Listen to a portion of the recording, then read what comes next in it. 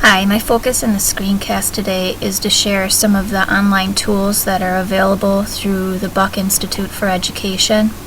It's kind of they're kind of the people that started project-based learning, began a school out in California. You can actually go out there and visit. They have a PBL World Conference every year. I got to go to the second annual PBL World Conference this summer, and it's pretty awesome. What I wanted to share with you today is the tools that are available. So with some of them it kind of takes a long time for them to load, so I'm just going to show you. There's a project search, and in the project search you can choose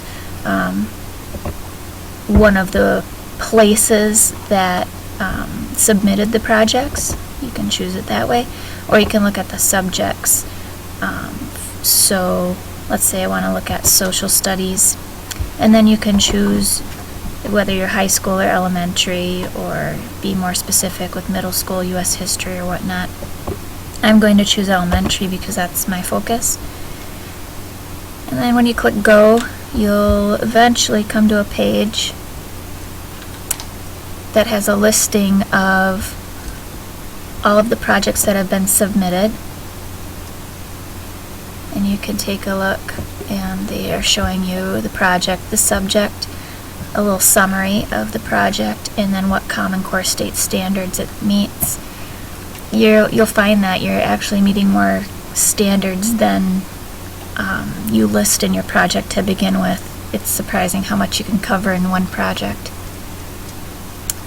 So this just kind of gives you some ideas to either plan your own project, or you can take one of these projects and tweak it and make it your own, which is actually kind of what I did with one of my projects with The Amazing Race. So I'm just going to go back. Just wanted to share that as a resource. And then we're going to go back into the freebies. And there's a few different things I want to share with you, starting with the planning forms. So I'm going to go back into the tools, and in the freebies section they have planning forms. The project assessment map, it takes a while to load, so I'm just going to tell you a little bit about it. It basically maps out your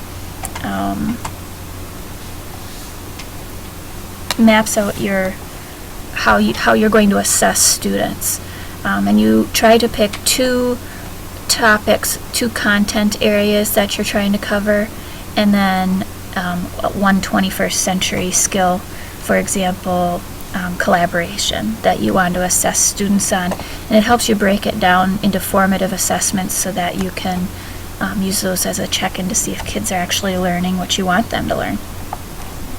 And then there's the project overview, and the project overview looks like this.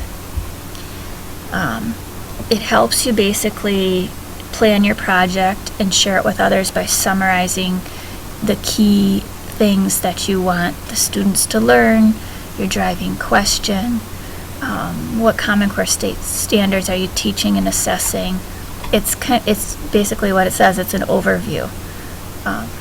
You don't have to have every single thing on here, but it really helps when you're starting a project to kind of wrap your mind around what is it that you want, because it can be such a huge thing. The other thing that I wanted to share was the project calendar. It's going to help you keep a timeline, not just for yourself, but for the students, of mini lessons that you're going to be doing, and also the work time that you have together. It's broken down by project weeks. It goes from week 1 and then onto a second page to week 3 and 4. And this is something that you'll want to post on a project wall, which I'll share also at a later date, a picture of our project wall, so that you can see what it looks like. That's the project calendar.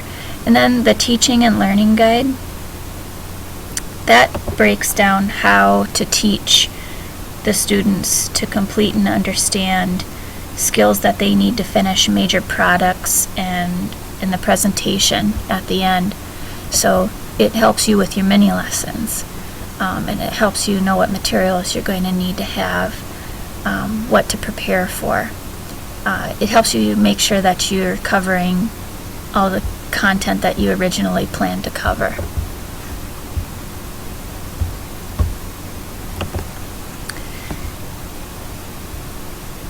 And then I also wanted to share, there's more on here on the planning forms. These last ones here can help you. The rubric can help you form a driving question. Sometimes that can be really difficult because you want it to be a sort of broad, but you also want the students to understand what you're getting at.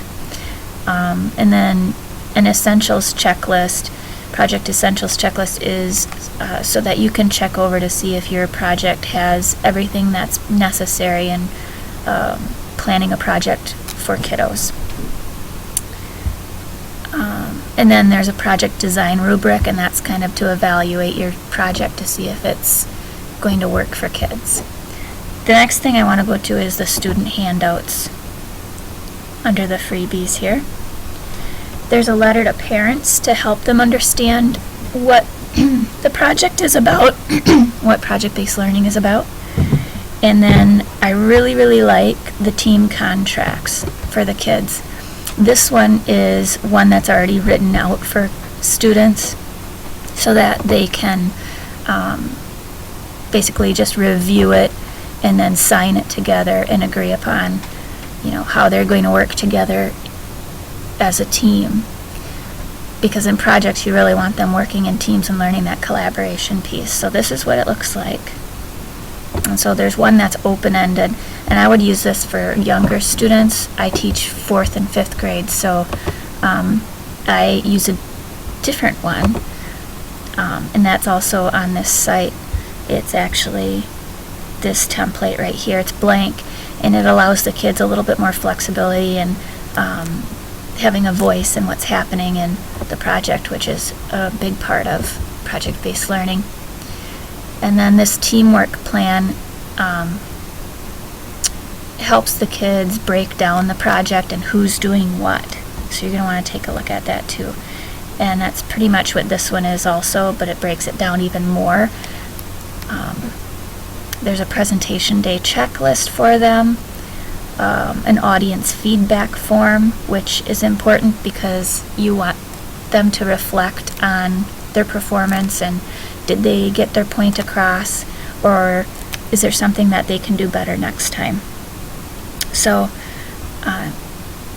several things to look at on here for your students. And then there's also rubrics, and these rubrics are Common Core aligned. Most of them are. There's a school rubric that they start out with. Critical thinking for lower elementary, critical thinking for upper elementary, and so on. So it's something that you'll want to take a look at. And you might want to take one of these and make it your own too, if it's not, what you feel like is going to work out for your kids to understand it. And sometimes I find that when I find rubrics, I need to change it a little bit to make sure the kids understand what I'm asking of them. Alright, and the last thing that I wanted to show you is the project planner. And I really, really like this because you can actually create your own account, which is free. You just put in your email and you put in a password, and you can create your own project. Here's the project overview that I showed before as a Word file. This actually you can save and keep it in your file cabinet right inside of the Buck Institute for Education site. It's pretty awesome. And you'll see that there's little question marks. So if you don't know what they're asking you there. It gives you a little summary of what you can be putting, what they want you to put there, and some examples of what that might be. So it's pretty cool. So this is something I would really recommend for people to use because it's free and it's really, really helpful. So that's pretty much what I wanted to cover in this screencast. I'd like to create another one or more that's going to take you through how to plan a project, because for me that was the hardest part. So thanks for joining me today.